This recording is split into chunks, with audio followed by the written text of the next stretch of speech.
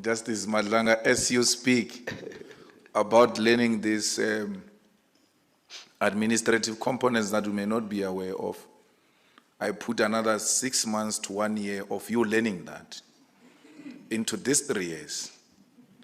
And then I put another 3 to 6 months of you learning in the outside world how the budget works.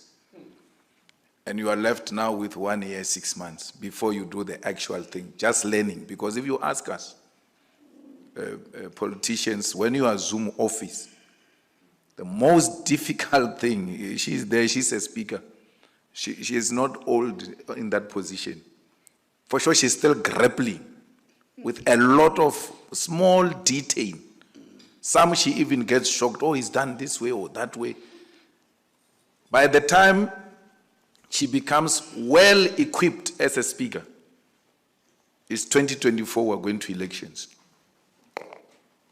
Because to learn administration must never be confused to be meaning some simple thing, or you are just going to arrive at an office where you are going to be welcomed with both hands. You're going to have to learn these people and do all manner of things, which I thought Justice Madlanga would have done some small research, even if you are a junior, not junior, I don't want to call you such things. What were judge, not in the office of Chief Justice, but an ordinary judge. Yes. But preparing for this type... It's not puny, not at the level of Yeah. the Constitutional Court. Yeah, so sorry, Commissioner Malema. as an ordinary judge, Yes. who's now preparing to go into that office, you would have said to us, apart from this that is described in the Constitution and the norms and standards and all of that, these are the issues administratively we're going to have to deal with. And on matters of budget, you would have also looked at what happened to the previous Chief Justice and what are the issues that you want to take up immediately when you take over. Because we don't want to hear of a scandal of corruption coming out of the office of the Chief Justice, because our Chief Justice doesn't know how the budget in that office operates. In that 6 months when you are still trying to learn, you know these people of South Africa. Already they've approved the IT tender. It's gone and it's not done properly. So, because I'm going to raise these points when we retreat on Saturday, that I'm worried about these issues, that you are going to be this good judge and get destroyed by this small detail that you have not given yourself sufficient time to acclimatize yourself with or have an idea of how you're going to deal with it. Because it's very big, it might be small, but it's a very big operation which makes that office run on a daily basis. On the first issue about the possibility of a long time being taken, finding out what happens in other jurisdictions with regard to the budget, I would say that the time cannot be long at all.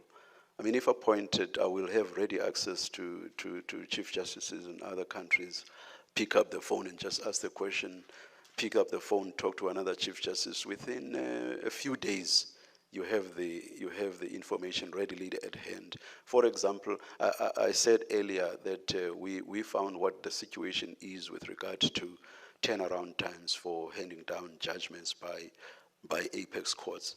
We were tasked by our colleagues to do this, to work on the working procedures, revise the working procedures of the Constitutional Court. Second half of last year, by the 5th of December, we already had a completed document, which of course we are just crossing the T's, dotting the I's on now, but we're able to pull out one recommendation for immediate implementation.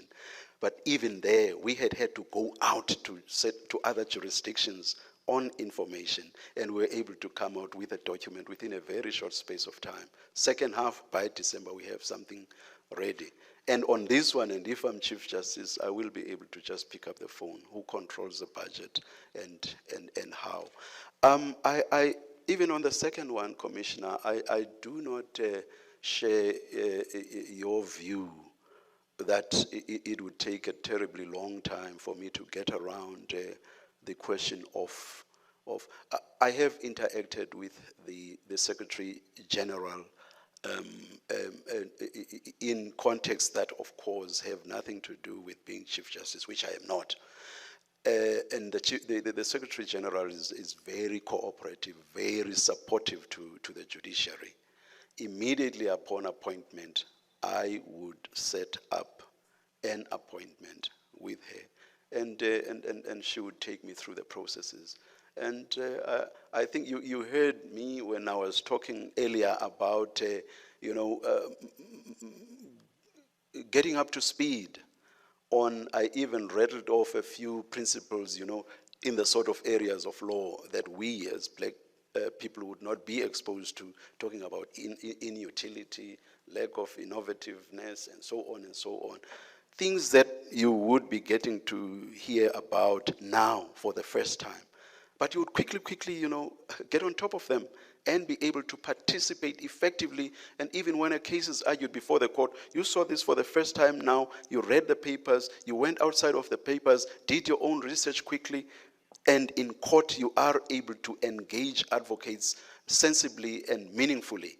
So even with this, I do not believe that for me it would be something that would take me 6 months, and I do not believe it would, Commissioner. My last question is, do you think commissions of inquiry add value in a democratic South Africa, or is just a waste of money? Or they are used by politicians to buy themselves time so that they can lull society and not be held accountable? Because I'm trying to think of any successful commission of inquiry since 1994. I can't think of any. Successful in a sense that when it concluded its work and made recommendations, there was serious follow-up and action was taken. There's no such. And as a result, a lot of money gets to be used in those commissions of inquiry. And lawyers just line up their pockets and make money out of the taxpayer.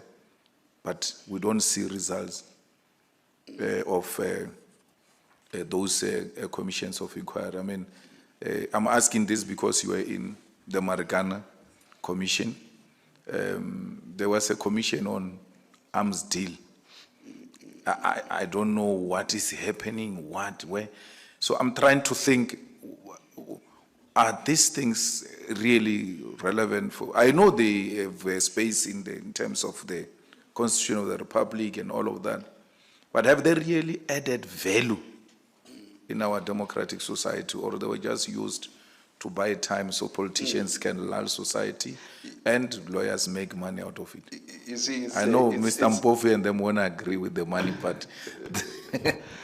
Commissioner Malema, for reasons based on what you prefaced the question with and also what you ended the question with, may I ask, please, not to answer the question, because you say so many ways, politicians do this, and you will remember that I repeatedly said here that we as judges should avoid engaging in political controversy. May I please ask to... Let me ask it differently. Let me leave politicians. I had to expect that. Do commissions of inquiry add value in our judiciary or in our democratic society? Since 1994, have they played any significant role which helped ordinary people to receive justice?